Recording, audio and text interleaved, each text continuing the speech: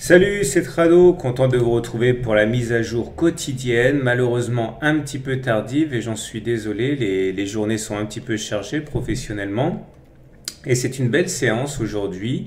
Alors je vais me contenter de faire une analyse purement technique puisque vers 22 heures après la clôture des marchés US, je ferai une analyse définissant les objectifs de trading que j'aurai pour demain.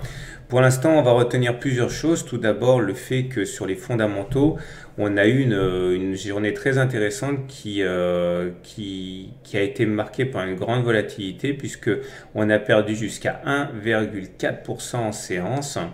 Et finalement, ce qui nous a sauvés, c'est une fois de plus l'action des banques centrales, puisque tout a commencé par un geste de la banque centrale chinoise qui a commencé par mettre du baume au cœur des haussiers, et puis derrière, dans la foulée, la statistique de l'inflation dans l'Union européenne dans la zone euro, a montré que il y avait une contraction de l'inflation et ça, les intervenants ont bien aimé puisque ça veut dire que s'il y a moins d'inflation, la Banque centrale européenne a davantage les coups des franches pour mener une politique monétaire accommodante puisqu'elle n'a pas peur de l'inflation.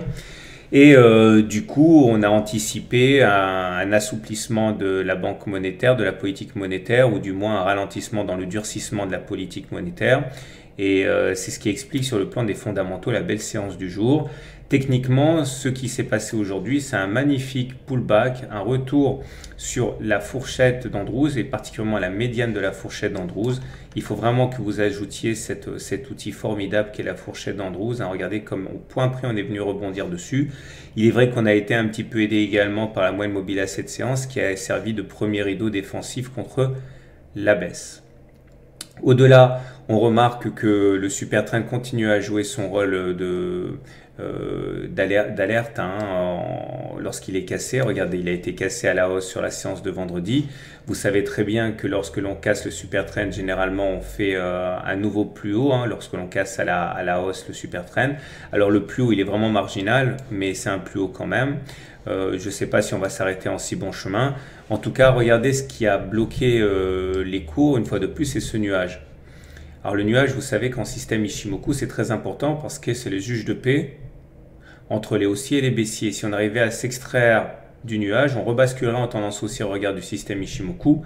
Par contre, pour l'instant, c'est pas le cas. Tant qu'on sera dans le nuage, on sera en tendance neutre. Pour l'instant, on a réussi enfin à repasser à l'intérieur. Regardez comme ça a été impossible sur la séance de vendredi où on est venu tester et finalement redescendre en dessous. Donc c'est très encourageant.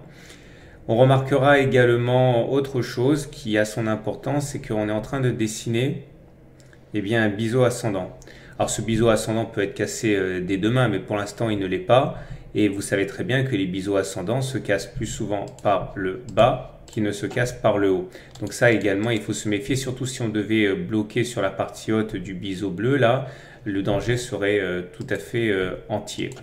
Regardez également comme on a un beau concert d'éléments haussiers. Le SAR, il est haussier maintenant depuis, il nous a donné le signal haussier depuis le 17 février. On est au-dessus de la M20. On a également les indicateurs. Regardez les indicateurs comme ils sont beaux. Le momentum est au-dessus de 0. Le RSI est au-dessus de 50. Ça veut dire que les haussiers sont aux commandes.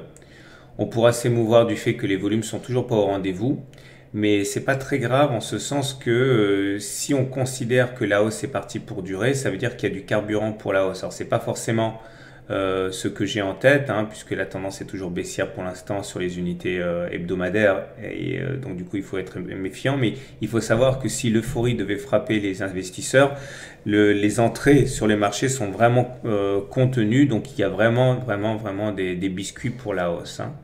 Sinon, le TRIX a donné son signal haussier déjà le 19 février, le MACD a donné son signal haussier le 16 février.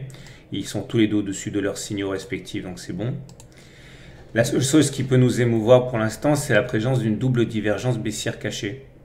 Regardez, le momentum a fait un plus haut, le stochastique a fait un plus haut, mais par contre, sur le même laps de temps, on n'a pas fait de plus haut. Ça s'appelle une divergence baissière cachée, puisque vous voyez, il n'y a pas de plus haut entre le 1er février et le 29 février sur les cours. Il faudrait dépasser donc le précédent plus haut qui est à peu près à 4420 pour invalider la divergence baissière cachée, puisqu'à partir de ce moment-là, on aurait fait un plus haut sur les cours et on aura fait un plus haut sur les indicateurs. Pour l'instant, c'est notre épée de Damoclès. Au-delà, eh bien, il faut remarquer que c'est la fin du mois, donc petit détour du côté du mensuel. Et vous voyez que c'est très intéressant puisque les haussiers ne veulent pas mourir, hein. Là, on a rebondi sur le super trend mensuel, deux mois de suite, et on est en train de préserver l'oblique noire ici. Cette même oblique, dont la cassure ici a provoqué la baisse en 2008 tout à fait significative. C'est pour ça que c'est un niveau super important et qui doit être surveillé de très très près. Pour l'instant, on a un répit, hein, c'est préservé.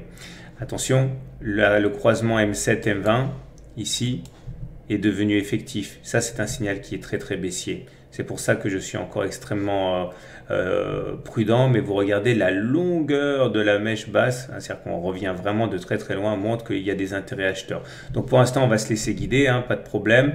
Vous comprenez que c'est un moment vraiment très important, puisque d'un côté dynamique, on a un signal baissier très fort, mais les supports pour l'instant tiennent.